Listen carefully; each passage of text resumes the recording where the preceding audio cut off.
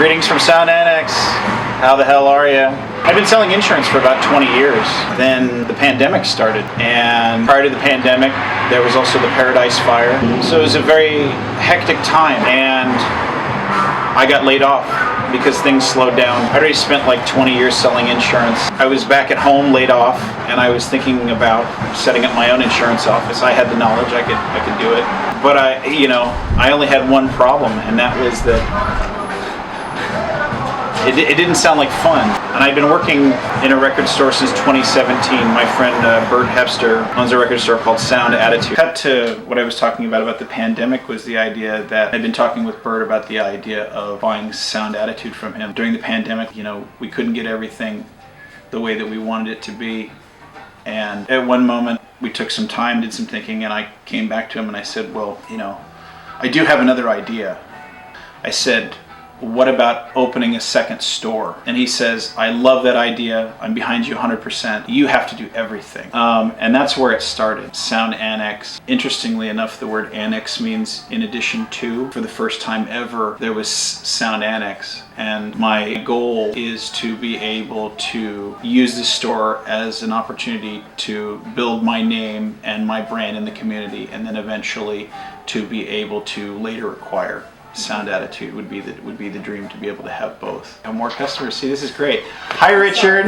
Hey. This is how we have survived since we opened. Is customers like Richard. Richard comes in here maybe once a week. He gets everything from 45s to our vinyl records. Some really cool record trades too. If somebody comes to the door and I just say, "How's it going? What do you guys have you been to the record store before?" And whenever they come in, I basically tell them, I said, this is the stuff that I've acquired within the last month, right over here, and then it slowly travels over this way. It's like 80% original. Then we have CDs, DVDs, VHS, incense, glass. We do 45s components. We buy, sell, trade. We special order. We do guitar lessons. Mike G is a wonderful teacher. He teaches everybody from beginner to advanced. We've got acoustic, electric. He had a bass student at one time. Ukulele, he's from Hawaii. So shout out to Mike G. And I had a guitar right over here, and we got to chit-chatting, and he started playing guitar in the store. And that's why we have instruments in the store, so that people have the opportunity to play. I think that's so cool. You usually don't get to see people play their instruments. Like, you just don't usually get to see that. Like with our live events that we do out here, like I tell everybody, at the end of the month, when everybody's broke, we put on a free concert. We have our PA system, our microphones, we've got guitars, and we set up out in the parking lot, and it's a lot of fun. We've been able to host a lot of really talented people, from our friends to people that are now our friends. I hope to acquire more space so that I can create an indoor performance stage, so that we can put on music at any point in time and we're not affected by the weather that's out in the parking lot. That way we can do music all year round, and we can host other events, and we can expand our brand. Sound Annex has been successful because of the people that are involved. Sound Annex is by the people, for the people. The reason it's successful is it's because it's a real combination of efforts. I walk by the store all the time. I just thought I'd walk in. Thanks, man. Welcome. The way that this works, man, this is the stuff that I've taken in within the last month. Okay. And it slowly moves over this way. It's like 80% original. Then I have CDs, DVDs, VHS, incense, glass. We do the 45s components. We buy, sell, trade, and we special order. Awesome. I have a few record store day items still left. But the newest stuff is always going to be right over here, man. Oh, yeah.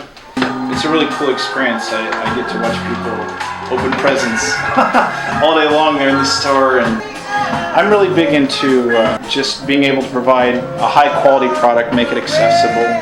We pound the pavement looking for records, travel for records, go to garage sales, flea markets, and it's really cool. Yeah, maybe you can get it new, but it's not always so accessible. I don't know, as a lover of music, I'm really,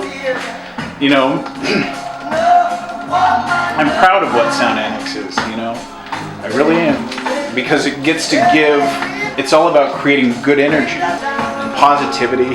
Mike G would call it PMA. That's like a Bad Brains reference, right? I'm really proud of Sound Annex because it has been a success. There's lots of ideas in terms of where we want to take it. We want to do more live music. We always want to be hosting people that we haven't hosted before. It's all about meeting and cultivating relationships. Humanity, quality has fallen way off in this age of digital world that we're living in right now, where you can get anything online. What's missing is that humanity. It's cool to be able to have a conversation with the people that are in your hometown. It's cool to be able to have a conversation with someone that's from out of town. And we all have this thing in common, that we love music. I had one girl come in here. She was naming off all these artists. I said, "So how many records do you have?" She goes, "This is going to be my first one." I was like, that's so cool. Music is so important. It's so important, you know. She bought her first record here. I want there to be more experiences like that here. And so we've put a lot of effort into making this a cool spot. It is a cool spot, and we attract artists and musicians here. It's something that is, you know, I've got a really great group of friends that help to make this a successful business. I couldn't do it alone. You know, I couldn't do the Frog Dog Light Show. You know, I've got great carpenters, great painters, incredible artists. My very good friend Louis Lethridge that painted this Miles Davis here. Louis from our area here, Yuba Sutter, one of my favorite artists, and he actually painted this painting in the store while we were under construction. So he was able to make this store his studio space. He painted the Miles Davis there. He painted the Aretha Franklin that's in my front window. My friend Jason Castle and his brother Luke did the carpentry for me, helped me to put together the record wall. My friend Kimball did the painting. A lot of the fixtures and things have come from second-hand stores. Other things have been built. I like the eclectic collection. You know, the store is art. It's always changing and evolving, getting more elaborate. Things go in, things go out. But this is a living, breathing thing that's here. There's a real energy that's here, created by the people that come here, the music that's played here, the memories and moments that are shared here. Bert's an incredible fountain of knowledge, and he shared so much information with me, which has allowed me to be successful. And Bert's not the only contributor. You know, my very good friend, as I mentioned before, my friend Steven, is a highly knowledgeable individual. I'm very happy to call him my friend. And he finds so many fantastic things and shares so much great information with me. I want to make sure that people get exactly what they want, you know.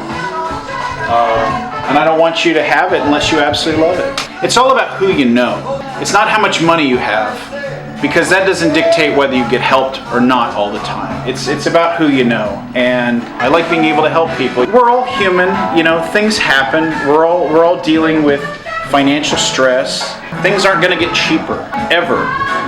And so I'm just trying to make this stuff accessible. I like the idea of being able to get people the music they love. You know, music is therapy. Music is essential, you know. I couldn't live without my life of music.